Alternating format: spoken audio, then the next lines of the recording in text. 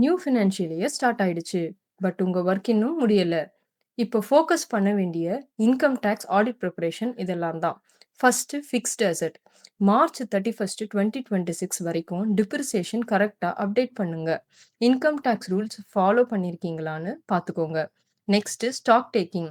March 31க்கு physical stock finalise பண்ணுங்க. அதுதான் உங்க நியூ புக்ஸ்க்கு opening stock. Third TDS compliance. March month TDS April 7th deposit பண்ணலைன்னா பெனால்ட்டி வரும். ஸோ டிலே பண்ணாதீங்க. Finally advance tax check. நீங்கள் பே பண்ணின அட்வான்ஸ் டேக்ஸ் ஆக்சுவல் லைபிலிட்டியோட மேட்ச் ஆகுதான்னு கிராஸ் செக் பண்ணுங்க. இல்லைன்னா இன்ட்ரெஸ்ட் 234(b)(c) வரும். சிம்பிளாக சொல்லணும்னா இந்த 4 ஸ்டெப் கரெக்டாக பண்ணினீங்கன்னா உங்கள் ஃபினான்ஷியல் இயர் ஸ்மூத்தாக ஸ்டார்ட் ஆகும்.